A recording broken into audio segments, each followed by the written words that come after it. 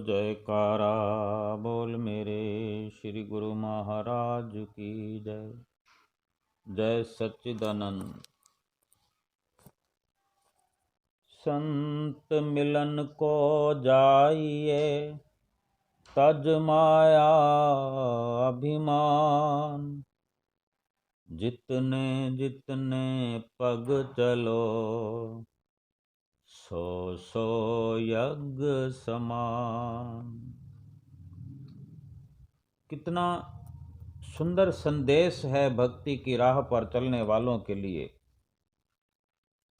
कि अगर संतों के दर्शनों को जा रहे हो, जिस प्रकार हम समय समय पर संतों महापुरुषों की शरण में पहुंचते हैं, दीदार करने के लिए, दर्शन करने के लिए, सत्संग के लिए या उनसे मिलने के लिए, तो कुछ छोड़ने की जरूरत है, यानी कुछ पीछे रख कर जाएं। ऐसा हमारे पास कुछ है जिसे छोड़ कर जाना चाहिए, साथ में ना लेके जाएं। अगर ये बात समझ जाए, हमारी समझ में आ जाए कि जो छोड़कर जाएं वो क्या वस्तु है, वो है अभिमान, वो है माया। यानी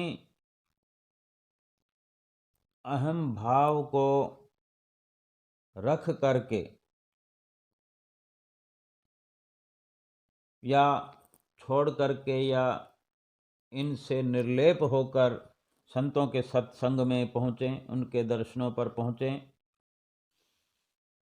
तो ये नियम हमारे लिए बड़ा ही लाभकारी सिद्ध होने वाला है। और वहाँ माया और अभिमान, यानी संतों के शरण में भी अगर पुत्र पौत्र धन संपत्ति यश वैभव प्रतिष्ठा को पाने के लिए गए या उनके ख्यालों सहित वहाँ पहुँचे, तो हमें समझना चाहिए कि जो कुछ हमें प्राप्ति हो सकती थी वो नहीं होगी। यानी हमने अगर इस प्रकार का रवैया अपना रखा है तो हीरे को खोकर कोयला प्राप्त करने जैसी हमारी दिनचर्या कहलाएगी। क्योंकि ये सब मायावी पदार्थ हैं, मायावी विचार हैं। इनके विचारों से भरकर अपने आप को वहाँ बिठाया सत्संग में, संतों के प्रसंग में, उनकी संगत में, तो वो सत्संग के विचार हमारे अंदर पहुँच नहीं पाएंगे। यानी हीरे मोतियों की प्राप्ति हो सकती है, लेकिन हमारा दामन, हमारी झोली पहले से भरी हुई है, तो फिर और उसके अंदर कुछ न समा पाएगा। अपने आप को खाली करके वहाँ जाना है और वहाँ से हीरे मोतियों के समान एक एक जो वचन होते हैं उनको भर करके फिर उन पर अमल करके पूरा पूरा लाभ उठाना है। मायावी पदार्थ व संबंध ना तो किसी को सुख शांति दे सके हैं और ना ही दे सकते हैं। कई बार तो हम अपने चप्पल जूते जो कि नए खरीद कर लाते हैं और बाहर उतारते वक्त भी ये मन में भाव आता है कि कहीं कोई उठा कर ले ना जाए, और अंदर प्रवेश करने पर भी वो रह कर कि कई विचार इस प्रकार के कई बार मन में कौंधते रहते हैं कि कहीं हमारी चप्पल जो कि आज खरीद लाए हैं कोई उठाकर ही ना ले जाए। जो ख्याल या जो वस्तु के ख्याल परेशान करने वाले हैं, उन ख्यालों को किसी भी प्रकार से मिटा करके सत्संग में जाएं। चप्पल किसी थैले में, किसी पन्नी में, पॉलीथीन में डालकर भी अपने साथ रख सकते हैं। फिर चप्पल का बिल्कुल ख्याल नहीं आएगा। इस प्रकार घर के अंदर जो कार्य हम छोड़कर जाते हैं, अधूरे छोड़कर जाते हैं, फिर उन अधूरे कार्यों की पूर्ति का ख्याल मन में राह पर चलते हुए भी लगा रहता है, और वहाँ पहुँचने पर भी वो ख्याल सताते हैं, तो भी पूर्ण लाभ नहीं हो सकता। जिनको जिस कार्य को छोड़ दिया है उसको संपूर्ण छोड़ दें, उसको पूरा मान लें कि ये पूरा हो गया। अगर एक दिन थोड़ी सी सफाई में कमी आ गई तो कुछ भी नहीं फर्क पड़ने वाला, क्योंकि आज मन की सफाई होने जा रही है। जगह की, कमरे की, घर की सफाई नित्य प्रति करते हैं। एक दिन अगर थोड़ी कम हो जाएगी, कच्ची पक्की सफाई हो गई, तो क्या फर्क पड़ने वाला है, जबकि आज असली सफाई होने वाली है, सतगुरु का दीदार होने वाला है, सतगुरु का संग होने वाला है। घंटा, 2 घंटे, 4 घंटे, जितना मौका मिलता है, वहाँ से जो लाभ मिलेगा वो सही मायने में अशर्फियों के तुल्य है, हीरे मोतियों के तुल्य है। और मन के अंदर जब तक किसी प्रकार का अभिमान है, अहंकार है, वहाँ सत्संग में बैठे हुए कुछ सुनकर अगर ये ख्याल आते हैं कि ये तो मुझे मालूम है, ये तो मैं भी जानता हूँ,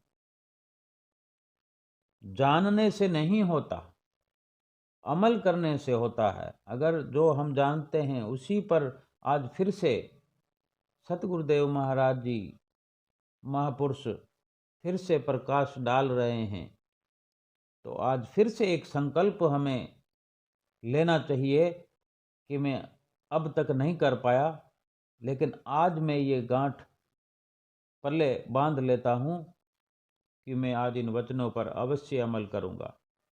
और पहले अगर करते हैं और फिर से सुनने को मिला है तो हम टटोल कर देखें कि कहाँ कमी है, और कमी को देखते हुए फिर से संकल्प लें कि अब मैं पहले से अधिक अमल करूँगा,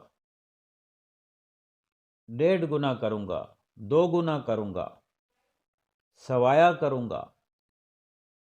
जितना अच्छा संकल्प हम अपने अंदर भरने वाले हैं, उसी संकल्प से भक्ति में हमारी तरक्की होने वाली है, भक्ति में इजाफा होने वाला है। और जब तक अभिमान समर्पण नहीं होगा, अहम अंदर से बाहर नहीं आएगा, सतगुरु के समर्पण नहीं होगा, तब तक लाभ नहीं हो सकता। और अभिमान तब तक समर्पण नहीं हो सकेगा कि एक जोहरी के सामने कोई सब्जी बेचने वाले के मन में कोई अहम भाव आ जाए, अपने आप को कोई सब्जी वाला एक जोहरी के बराबर तुलना में रखे, उससे अपनी तुलना करे। यानी संत महापुरुष जो फरमान करते हैं, जो वचनों की प्रवचनों की बरसात करते हैं, हम तुच्छ से तुच्छ जीव अगर अपने आप को विनम्र भाव से वहाँ स्थित करके अपने अंदर नम्रता धारण किए हुए उन वचनों का सम्मान करते हुए अपने अंदर भरें और फिर उन पर अमल करने का संकल्प अपने अंदर परिपक्व करते हुए फिर हमारे उस खाली हृदय के बर्तन में संतों के वचनों का भली भांति प्रवेश भी होगा और जिन वचनों का हमने सम्मान करते हुए अपने अंदर प्रवेश किया होने दिया, फिर उन पर अमल भी बड़े अच्छे से हो जाएगा। क्योंकि सबसे पहले जिन वचनों पर अमल करना है उनका सम्मान हमारी तरफ से होना चाहिए, और जिनका सम्मान हम करते हैं, जिसकी इज्जत करते हैं, फिर उस पर अमल करना आसान हो जाता है। और संतों की शरणागति के लिए मैं मेरी, मैं मेरा, तू तेरा छोड़कर केवल तेरा ही तेरा का भाव मन में हर वक्त बना रहे कि हे प्रभु तू ही है, हे सतगुरु तेरा आसरा। इस प्रकार अपनी मैं मेरी को, यानी संतों के पास जब भी जाएं माया और अभिमान का त्याग करके जाते हैं तो एक एक पग चलने पर एक एक पग का 100 यज्ञ के समान फल मिलता है। इस प्रकार हर कदम पर इतने यज्ञों का लाभ तभी होगा जब अपने अंदर से अपने अहम का त्याग करके और जो मायावी विचार हमारे अंदर हमने भर रखे हैं उसको एक एक करके खाली करना शुरू कर दें। आज से, अभी से मायावी विचारों को जो कि हमारे अंदर घर किए हुए हैं उनको निकाल बाहर करना है। माया के समानों से बर्ताव करना है, लेकिन उनसे चिपक कर रखना या उनको अपने अंदर भर कर रखना, उनके समान, माया के समानों का ख्याल अपने अंदर भरा रहे, ये जरूरत नहीं है। केवल जिन वस्तुओं से काम लेना है, काम लेने तक की छूट है, लेकिन उसका सुमरन न चलता रहे। हर सामान से युक्ति से कार्य लिया जाता है। जो सामान जहाँ रखे हैं वहाँ रखे रहें। हृदय के अंदर केवल केवल परम पिता परमेश्वर सतगुरुदाता दीनदयाल जी महाराज जी के दर्शन दीदार के ख्याल भरे। उनसे जो प्रवचन सुनते हैं उन पर अमल करने के विचार भरें।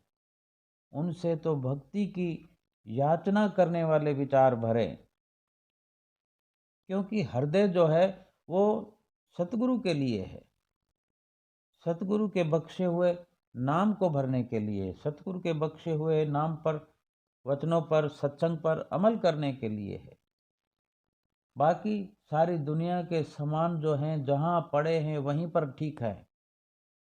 अपने दिल को पाक साफ करके हर वक्त सत्संग सुनने के लिए भी जाना चाहिए और सत्संग के दायरे में रहने चाहिए और सत्य का संग करते हुए हर पल हर घड़ी व्यतीत करते हुए अपने जीवन को भक्ति मार्ग की ओर बढ़ाते हुए हर पल अपना सुहेला करते हुए अपने जीवन को अपने सार्थक बनाएं और जीवन का जो लक्ष्य है वो संपूर्ण करें। बोलो जयकारा, बोल मेरे श्री गुरु महाराज की जय।